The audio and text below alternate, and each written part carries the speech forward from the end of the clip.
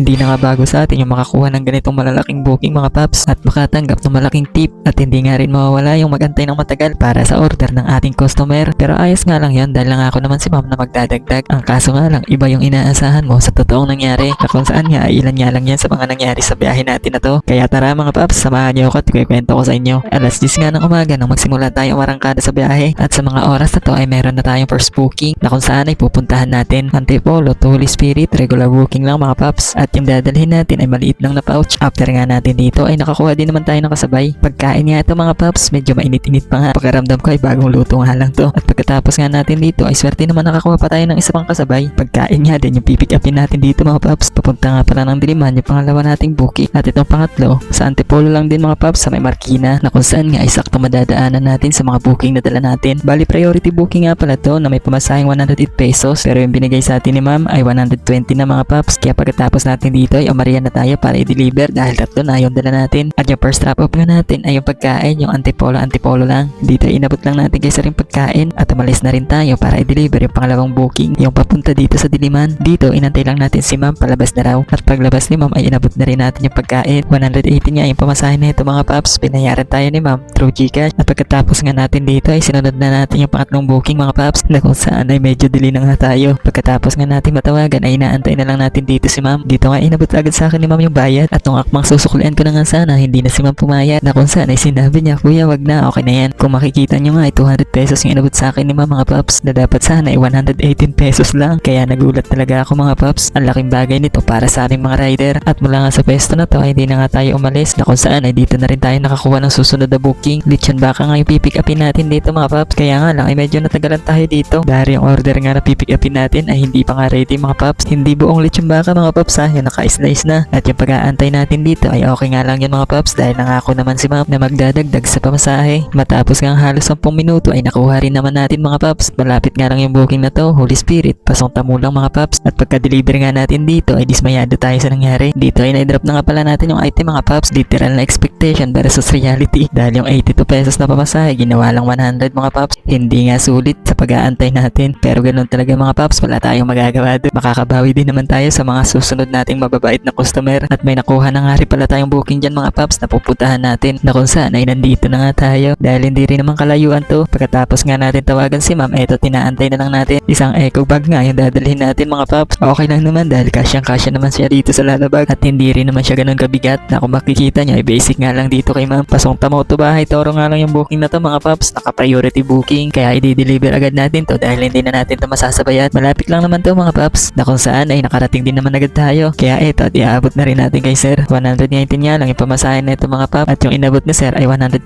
Hindi na kinuha yung sukli kaya may tip tayo na piso. Ayos na nga yung ganun mga paps kasi pag naipon yung papiso-piso ay malaki din yan. Dito hindi na nga rin tayo lumayo ng matatambayan. Lumipat lang tayo dito sa may puno kung saan malilim at masarap pagtambayan hanggang sa may lumabas nga ng magandang booking mga paps. Priority booking papunta ng Binangonan. 270 yung pamasahe na may plus 100 at 30 pesos na high charge. At pagdating nga natin dito sa pick up ay nakita agad natin yung mga box na hindi nga tayo nagkamali sa ating hinala. Bali yung kukunin nga pala natin dito ay 3 box na kung saan ay magagaan lang din naman na kung saan ay mga PVC plastic lang yung laman. Dito ay chinecheck nga lang natin kung yung 3 box ay kompleto at may laman. At nung ma-check na nga natin isa-isa, tinawagan nga lang natin si sir para i-confirm yung booking. At syempre nakiusap pa nga tayo dyan mga paps na kung pwede, alam nyo na yun mga paps. At pumayag naman si sir mga paps at hindi nga ganun kahirap kausap si sir kaya nga hindi na tayo nagpresyo, bahala na siya kasi medyo laban na rin naman yung regular na pamasahe nito na umabot ng 402. Sa mga oras nga na to ay naikarga na natin yung mga box mga paps at papunta na tayo sa ating drop off location sa Binangonan na abutin nga yung biyahe natin ng halos 1.5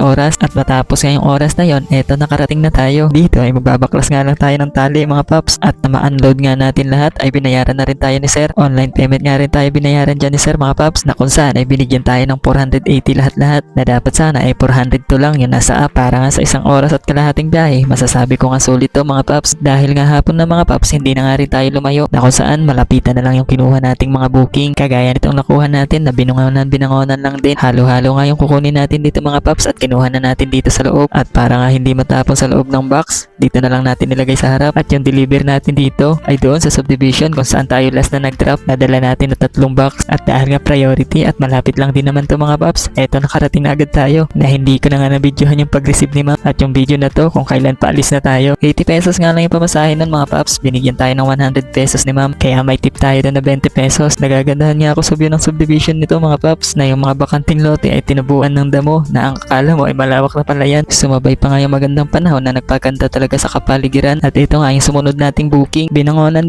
lang din to mga paps. At nagulat nga ako dito sa dadalhin natin mga paps. Sobrang haba pala. Pero no problem nga yan. Kaya tinali na lang natin dito sa box. At napakalapit nga lang nito. 1.5 or 1.6 kilometer lang yata to. Na kung saan ay nandito na agad tayo. Si sir nga pala yung magre-receive ng item na to. 100 pesos yung binigay sa atin ni sir na dapat sana ay 60 pesos lang. At pagkatapos natin dito, yung last booking natin, binangonan to Antipolo na mga paps at naka-priority booking. After nga natin ma-check ay umalis din naman agad tayo para ma-deliver dahil madilim na nga at nagbabadya na ring umulan. Nang sa ganun ay hindi tayo abutan. Matapos nga mahigit kalahating oras na biyahe, eto nakarating na tayo. Medyo madilim nga lang yung area na to mga paps. Dito ay chinecheck nga lang ni sir yung item na dineliver natin at maya nga lang ay binayaran na rin tayo ni sir 190 pesos na dapat sana ay 180 pesos lang. After nga natin ma-receive yung bayad ay umalis din naman agad tayo. At hanggang dito na lang muna yung video natin mga paps. At sana ay nag-enjoy kayo sa panonood. Mag-aalas 8 na nga rin pala sa mga oras na to. Kaya sa mga bumabiyahe pa, ride safe mga paps. Huwag natin kalimutan magpasalamat lagi sa taas. Maliit man o malaki yung kita, basta importante makauwi ng ligtas.